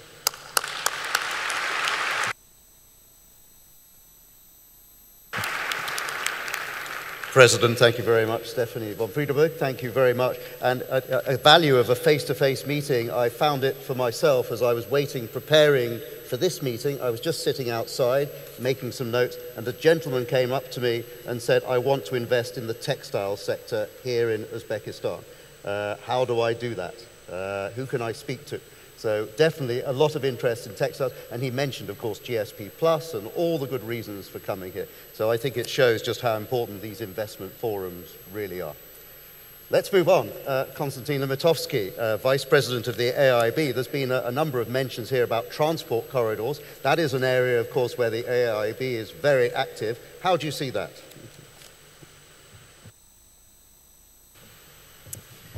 Yes, thank you, Jonathan, and of course, connectivity and the transport corridors is a very important thematic priority for AIB. But first, let me also say that we at AIB are very proud to be part of that important historical event, and we really thank His Excellency President Mirziyoyev and his team, his government, for allowing us to address this distinguished audience and the government. And we thank very much for getting us all together from all around the world and to speak about the present days of Uzbekistan, but also listening to the shared vision and how we can contribute to that. So I also want to say that President Chin Lichun of AIB was looking forward really to come and address personally the president, the audience, but due to the travel restrictions he cannot, and therefore allow me to once again on his behalf to congratulate Uzbekistan on launching this important event, that there will be many of them in the years to come. And it will gain importance not only for Uzbekistan, but for the region as a whole. I'm quite confident on that. Uzbekistan is one of AIB 57 founding members who established the bank in 2016. And ever since then, AIB has worked in close cooperation with Uzbekistan under the leadership of His Excellency and his team. And the bank enjoyed strong support from the government of Uzbekistan, and we have developed close ties with the country and strong pipeline to support the Uzbekistan ambitious infrastructure development program. Up to now, we approved a total of 8 projects of $1.2 billion, and making Uzbekistan the 8th largest borrower among the 105 member countries. So, Jonathan, returning to your question on the connectivity and transportation corridor, let me return to the reminder of the President that about 1,000 years ago, this land was at the center of the major international trade corridors connecting East and West. But today, Central Asia remains one of the least connected intra-regionally and with the rest of Asia, which is the challenge for us and opportunity for us. AIB is the Asian infrastructure investment specialist. So fostering interregional trade and economic cooperation is our important objective. And developing connectivity is at the core of our mandate. And for instance, I can mention the examples of our involvement up to now in that specific area. So we are working today in Bukhara region, helping to improve the local roads, but part of the program is actually the international corridor A380, which is actually also part of the ancient Silk Road as well. So we are also exploring the opportunity of the similar project in Karakalpakstan and Khwarezm region. Recently, in cooperation with our partners from Asian Development Bank, we approved the Bukhara-Khiva railroad electrification to facilitate both the passenger and cargo sustainable transportation, substantially reducing the carbon footprint. We agreed with the Ministry of Investment and Foreign Trade, led by our governor, Sardor Murzakov, to follow programmatic approach to the development of the rolling investment pipeline in the country. And it is of the size of 2 billion today. And there are many new connectivity opportunities which we are discussing with the government.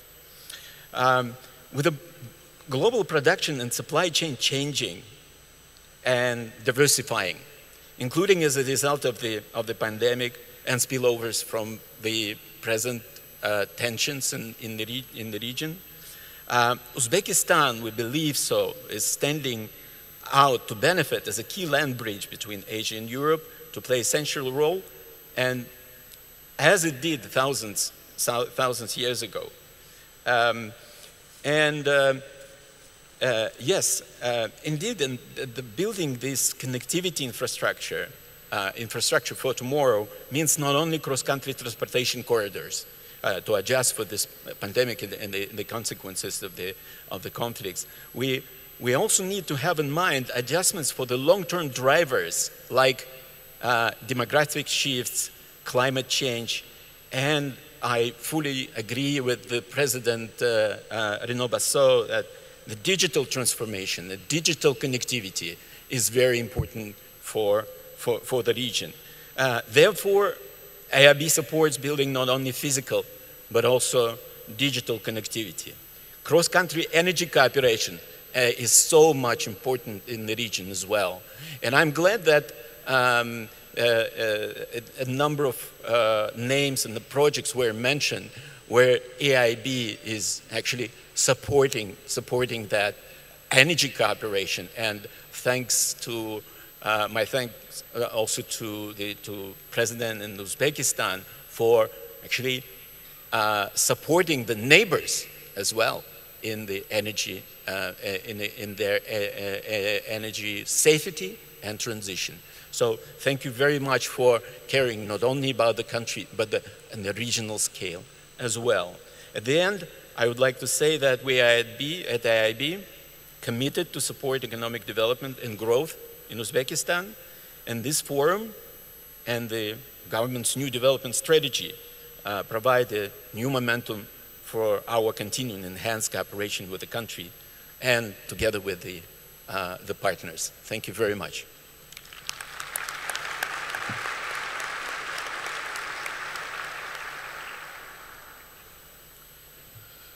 Alohida albatta mana shu Abiy banki bilan biz ochilgandan beri juda katta hamkorlik qilyapmiz. Siz o'zingiz aytgandek, mana shu hamkorlar ichida biz 8-o'ringa chiqqanimiz, mana shu investitsiyalarimiz, loyihalarimiz bo'yicha bu o'zining natijasini beryapti. Men ko'p marta bankda rahbari prezidenti bilan uchrashganimda birinchi mana shu iltimosim yo'l infrastrukturasiga bo'lgan katta e'tiborni qaratuvdik. Ichimlik suv bo'yicha mana hozir haqiqatda Buxoroni rahbariyati ham buxoroliklar biladi. Men Buxoroda birinchi bo'lib va'da beruvdimki, mana shu yo'l va ichimlik suv bo'yicha Abiy bankimiz bizga katta ko'mak bo'ladi deb. Haqiqatda bu ko'mak bo'lyapti va ishlarimiz natijasini ham xalqimiz ko'rib turibdi. Shuning uchun men alohida bankka rahbariyatiga, prezidentiga va alohida sizga o'zingiz bugun mana shu bizda anjumanimizga kelib, mana shu kelajak strategiyamizga, kelajak yo'nalishlarimiz bo'yicha o'zingiz ham hozir ko'p masalalarda qayta taklif berdingiz. Qoraqalpog'iston va Xorazmda bo'layotgan ishlarimiz bo'yicha. Albatta bu hammasi bizga juda katta ertangi mana shu infrastrukturamizni qurish bo'yicha katta o'zini ijobiy ta'sirini ko'rsatadi deb o'ylayman. Va yana bir marta mana shu raqamlashtirish bo'yicha aytdingiz, energetika bo'yicha aytdingiz. Mana men o'zim aytganimdek, bizda hozir 120 milliardlik loyihalarimiz tayyor. Albatta bu loyihalarni shu har bitta bank bilan, salohiyatli bank bizda hamkorlarimiz bilan har bir tarmog'imizga, har bir hududimizga o'zi yo'nalishini, natijasini va pirovard maqsadda odamlarning roziligiga yetkazadi. Shuning uchun mana hamkorligimizga ko'p bo'lmagan bo'lsa ham yil nuqtai nazardan, lekin natijadorlik nuqtai nazardan katta o'zini hissasini va o'zining natijasini beryapti. Men yana bir marta bank rahbariyatiga, prezidentiga va sizga va butun shu kollektivimizga rahmat aytib, aytganingizdek bunday hali bizda forumlar ko'p bo'ladi. Ana shunda natijalar ham men o'ylayman biz kutgandan ortiqroq bo'ladi deb umid qilaman. Katta rahmat sizga.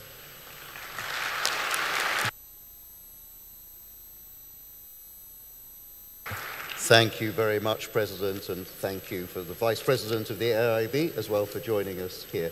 Let's turn to the World Trade Organization, and we're joined by the Deputy Director General, Zhang Zhang. These are amazing times for Uzbekistan. The abolition of the boycott of Uzbek cotton, very, very important. The granting for Uzbekistan the status of beneficiary of the European Union GSP Plus program, all very, very significant. How do you assess now then the new opportunities for Uzbek companies? What advice would you give the many Uzbek entrepreneurs who are here with us today?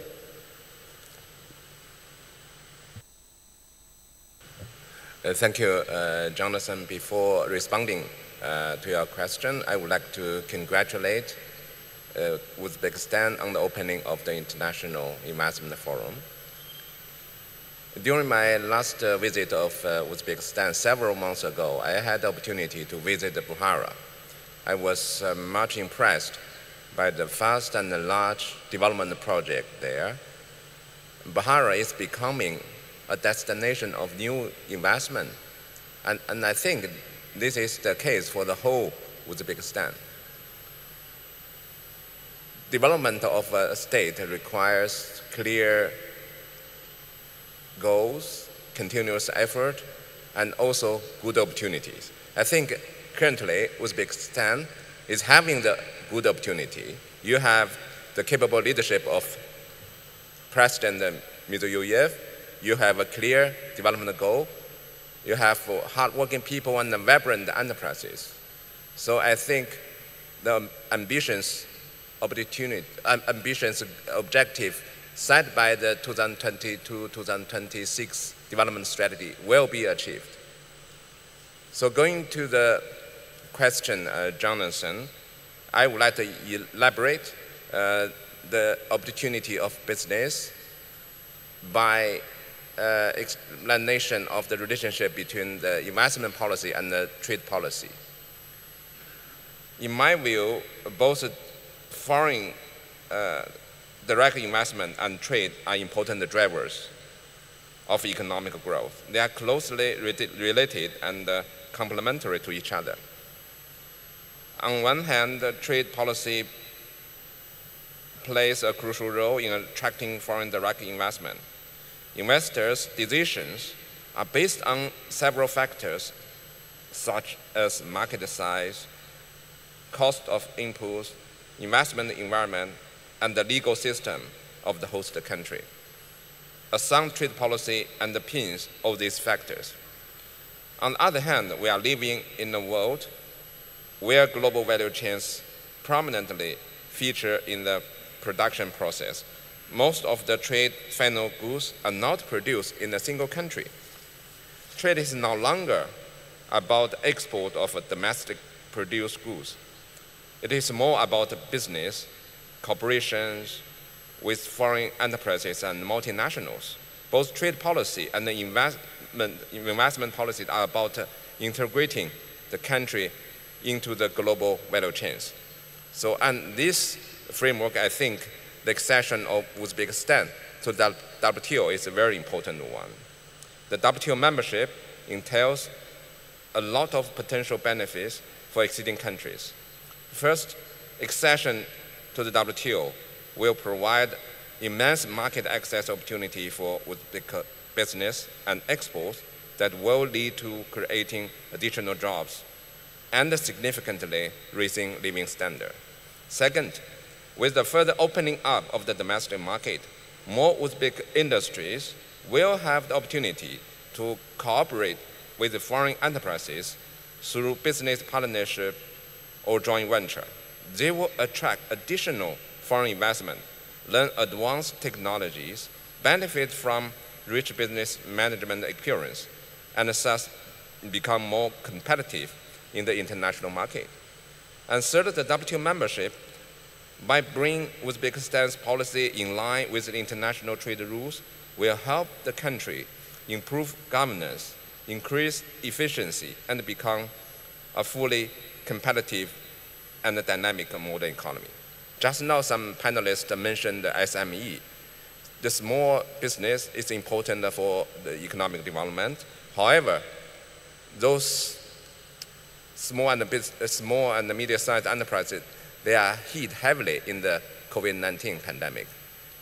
We need to help them. They account for 95% of companies across the globe and 60% of the world's total employment. To help some business participate in international trade, and the informal working group in the WTO has been working on issues such as cyber readiness, facilitating impact of low-value shipments, and innovative policies for small business. Guidance and good practice have been provided to policymakers. So WTO membership will enable Uzbek small business to benefit from the international market. So this is another benefit of the WTO accession. Uzbekistan has resumed its WTO accession process in the past few years. The WTO members are supportive of the accession process and are keen to see progress and welcome Uzbekistan as a fully fledged member of the WTO.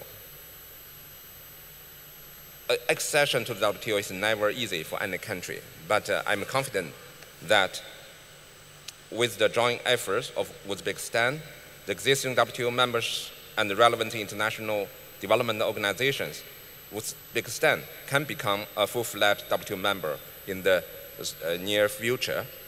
I just mentioned that Uzbekistan is having everything, but there's one thing is missing. And what the country is missing is the multilateral trading system that provides a fair and predictable international business environment. 2022, this year, is the year of tiger in lunar calendar. In China, there's an old saying which goes like, further empowering a tiger by bringing to it a pair of wings. I think the pair of wings for Uzbekistan is WTO accession. I wish that Uzbekistan will also get these empowering wins as soon as possible. Thank you.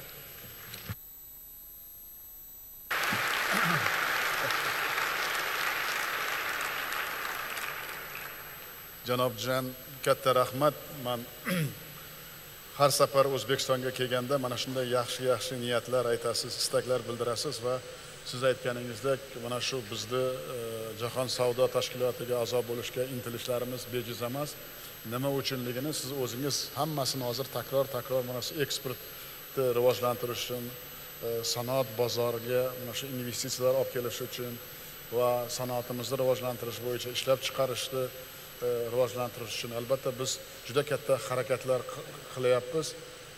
Shuning uchun bitta narsa she'r yilida bizni siz bilan birgalikda mana sizni ko'magingizda orqali mana shu yo'lbars yilida yo'lbarslarcha harakat qilamiz va qanday og'ir bo'lmasin, mana bugun butun tadbirkorlarimiz, O'zbekistondagi tadbirkorlar ham, bizdagi hamkorlarimiz, investorlar ham sizni bu yerga kelganingiz va biz bilan hamkor bo'lib, mana shu bizni tayyorgarligimizni qo'llab-quvvatlaganingiz uchun siz aytgan yo'lbarsdek harakat qilishga albatta hammamiz harakat qilamiz va yo'lbars yilida qandaydir natijaga yetib kelgusi yillarda mana shu natijamiz o'zini shu O'zbekistonda ham hamma imkoniyatlari, ochiqlik siyosati, mana shu investitsiya jozibadorlik, siz aytgandek xalqaro savdo tizimiga kirishni tezlashtirish bo'yicha harakatlarimizni siz bilan birgalikda va sizni mana shu hamkorligingizda, sizni komandangiz bilan mana bizni komandamiz juda qattiq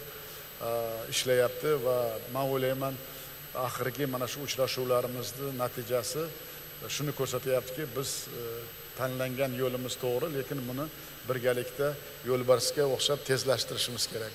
Mana shunda sizni hamkorligingiz va sizni qandaydir e'tiboringizni biz o'ylaymanki hozir ham ko'ryapmiz, kelajakda ham mana shuni tezlashtirish bo'yicha sizning alohida e'tiboringizni ham mana shu qandaydir hamkorligimizga va tezlashtirishga sezilarli qanday turtki berasiz degan umiddamiz. Katta rahmat sizga.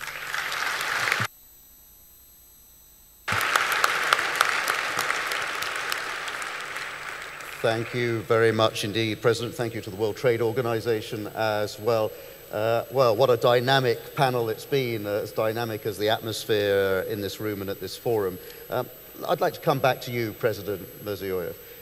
We've heard a lot about tigers. Tigers are very brave, they're very courageous. I remember coming here with the EBRD delegation in about 2017 as we were re-engaging at the very beginning of your first term in the office, and thinking actually how brave and courageous it was of you to pursue reform. That reform is never easy, it's a tough path, particularly in the circumstances in which you started to pursue it. So a very brave move. And I also got the impression then, and have had the impression since listening to you, that it wasn't just about the head, it's not just about politics, it's about the heart as well. That your heart is very much in this. This is a very personal mission for you, to want to see your country improve. And you've pursued it with that, it always feels, in that way. You've talked about Uzbeks living their life with dignity and honor. These things are obviously very important to you. And I wonder, perhaps it would be a good way to end, if we were to meet here again in the end of your second term, what is your personal wish for the way your country is going to seem at that point? How is it going to feel? What's it going to be like?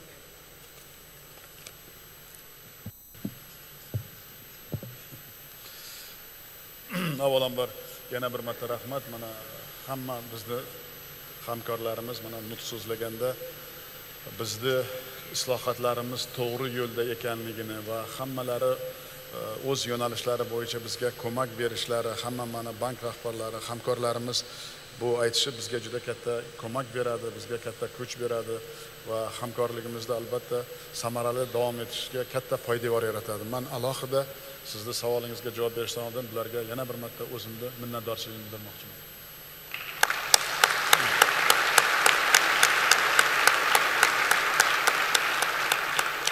Albatta sizning savolingizga javob berish uchun men bitta narsani javobdan oldin yana bir marta bir narsani 16-yilda biz mana shunday katta marralarda qabul qilganda men ma'ruzamda ham aytdim, hamma odamlar ham bizga ishongan emas edi. Mana shunday qisqa fursatda mana shunday natijalarning eng katta narsasi mana shu bizning demokratik islohotlar, inson huquqini ta'minlash, insonni eng katta narsa emin erkin yashash.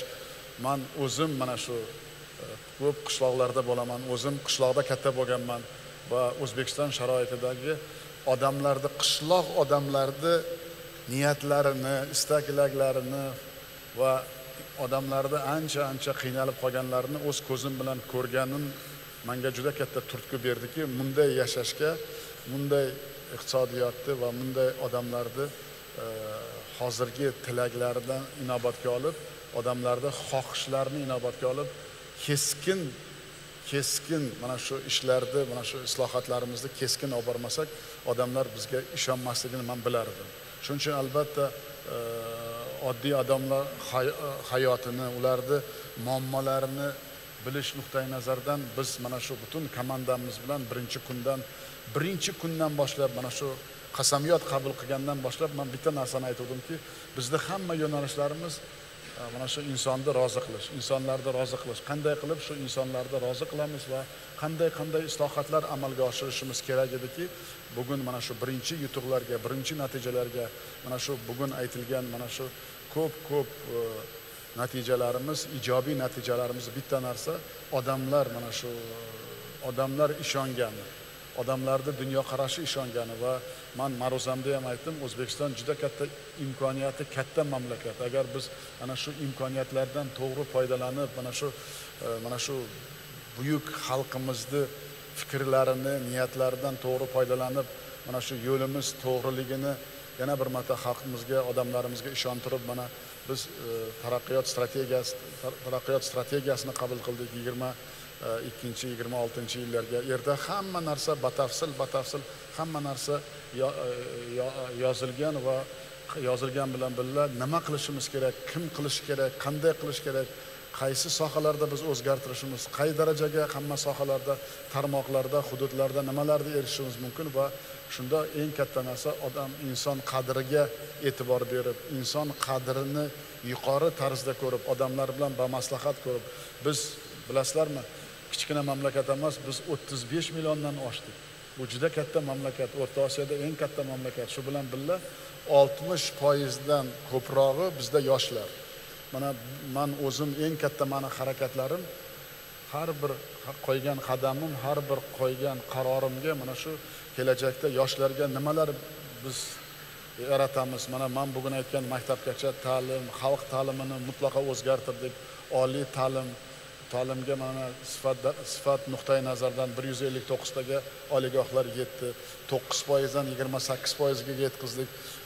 Bu raqamlarda aytish oson, lekin 5 yilda bu raqamlarga erishish oson emas. Endi mana shu raqamlar bilan birga hamma sohada biz sifat darajasiga yetishimiz va sifatni odamlarimiz mana shu qabul qilishi eng katta narsa. Mana shu yoshlarimiz bu bizni albatta kimgadir qanday ko'rish mumkin, lekin mana shu bizni yoshlarimizni ertangi kuni, bizni yoshlarimizni ertangi kunga ishonishi, bizni yoshlarimizni qanday murakkab ishlarga qodir ekanligini mana butun jahon olimpiadalariga chiqib bolalarimiz faqat sportdan emas, lekin fanlardan birinchi o'rinlarda olib kelishi, bu mana shu men bugun aytgan buyuk o'zligimizni anglash nuqtai nazardan biz bobolarimizdan meros qolgan ilmni agar izlanib o'zgartirsak, mana shu hozirgi qo'ygan rejalarimizni amalga oshirsak, albatta biz natijalarga erishamiz. Eng katta narsa odamlarimiz qandaydir ertangi kelajakda emas, natijalarni, o'zgarishlarni bugun ko'rmoqchi. Bugun mana shu o'zining hayotida har bir mana bizda eng katta mana shu yo'nalishlar bo'yicha biz insonlarni qayerda biz muammolarni qadrini bilmoqchi bo'lsak, biz mana shu mahalla tizimini o'zgartirish bo'yicha katta harakatlar qilyapmiz. Mahalla deganimiz eng quyi pog'onada, jamiyatimizning eng quyi pog'onasida xalqlar, mana shu xalqimizning dardi, muammolari hamma sohalarda, ishsizlik bilan ta'minlash, tibbiyotda to'g'rilash, xalq ta'limini joy-joyiga qo'yish, maktabgacha ta'lim, ayollarga munosib ish joylar yaratish, shu bilan birga mana shu hammasi mujassam qilib, mana shu eng quyi pog'onada prezident o'zini vakillarini qo'ygani bejiz emas. Biz xalqimiz bilan ochiq muloqot qilmoqchimiz va xalqimizning hamma aytgan gaplarini biz mana shu birinchi kunda prezident xalq qabulxonalari qabul qilgan edik. Endi u rayon miqyosida edi. Endi mana shu xalq qabulxonalari, odamlarning ovozi eng quyi pog'onada, shu odamlarning quyi pog'onasida mahalla ovozi, mahallada xalqning ovozini eshitib, hamma mana shu ishlarimizni, men o'ylayman, chora tadbirlarimizni natijadorligini odamlar bizga baho bersa, o'shanda natija bo'ladi. Albatta, men qaysi tarzda ko'rishimizni men qisqacha o'zimda ma'ruzamda hamma yo'nalish bo'yicha aytib berdim va qanday raqamlarga, qanday natijalarga erishish mumkinligini va qanday rejalar qilishimiz to'g'risida ham men o'z ma'ruzamda aytdim. Men o'ylayman, qaytarishga uni vaqtimiz ham zib, lekin eng katta narsa, bitta narsani men o'zimga aniq tasavvur qilaman. Har safar agar har bir qilgan ishlarimizni, qabul qilgan qarorlarimizni, farmonlarimizni, uchrashuvlarimizni, mana shunday o'tkazayotgan katta forumlarimizda ham men har safar bitta narsaga, natija nima bo'ladi, odamlarimiz qanday qabul qiladi, uzoq qishloqlarda qanday qabul qiladi deb o'zimga savol beraman va bu savollarga men ertaga bunday qilamiz deb oldingida quruq safsata bilan, quruq gaplar bilan, quruq qog'oz bilan ish qilishni umuman o'zimga yod ko'rmayman. Meni eng katta maqsadim shu odamlarni qandaydir roziligiga erishish va odamlarni mana shu intilishlariga munosib ishlar qilish va ko'proq odamlar bilan muloqot qilish. Odamlar deganim davlat idoralari xalqqa xizmat qilish. Bizda oldin bunday emas edi. Xalq davlat idoralariga xizmat qilardi. Oldin birinchi davlat edim, jamiyat edim. Men birinchi masala inson, jamiyat, keyin davlat deb qo'yapman. Mana shu eng katta tamoyin. Agar shu tamoyinlarga munosib bo'lib biz mana shu harakatlarimizni natijadorligiga erishib xalqimiz qandaydir o'z dunyoqarashini shu islohotlar bilan birga o'zgartirib ishonib boraversa, men o'ylayman mana shu qo'ygan katta natijalarga albatta erishamiz. Men bunga albatta ishonaman. Nimaga desangiz, O'zbekiston juda katta imkoniyatlari bor mamlakat. Faqat yer osti boyliklari emas, men aytganimdek mana shu mehnatkash, juda mehnatkash, serg'ayratli, uddaburon xalqimiz bor. Shiddatli yoshlarimiz bor. Ana shularga ishonib, albatta katta marralarga erishishni men ko'z oldimga tasavvur qilaman. Lekin bitta narsa hakam vaqt.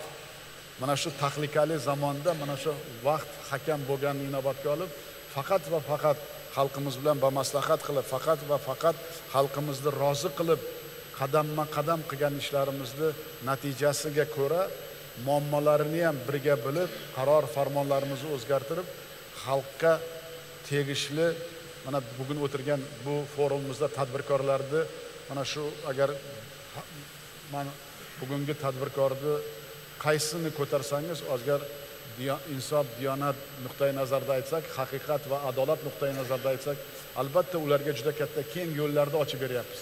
Lekin hali bu kam, ular kutgandek emas. Men buni juda yaxshi bilaman. Hali xususiy sektorga ham juda ko'p imkoniyatlar berolmayapmiz. Nimaga desangiz, imkoniyatlarimiz hali keng emas. Lekin biz mana shu imkoniyatlardan to'g'ri foydalanib, kelajakda to'g'ri mana shu taraqqiyot strategiyamizda hamma narsa yozilgan. Ana shu taraqqiyot strategiyamizni birgalikda amalga oshirsak, men kutayotgan jonajon vatanimizni, buyuk O'zbekistonimizni, yangi O'zbekistonni natijasi albatta xalqimiz kutgandek bo'ladi va shunga munosib butun komandamiz bilan xizmat qilamiz.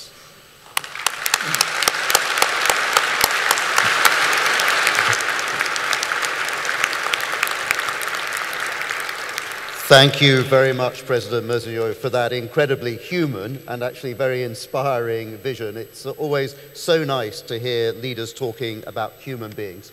I have to tell you, not every leader talks about human beings, and it is always nice to hear that that is at the very forefront of your approach. Thank you to you for joining us today, for sharing your thoughts with us. Thank you to all of our panelists as well for their thoughts on the way Uzbekistan is going to go forward. Big thank you to the audience for taking part.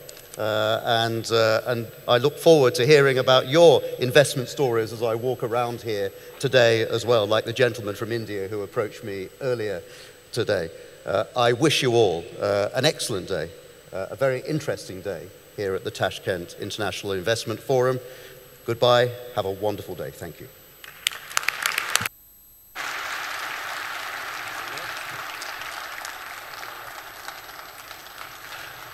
Aziz mehmonlar, hurmatli tadbir qatnashchilari, hozir esa tanaffus e'lon qilinadi.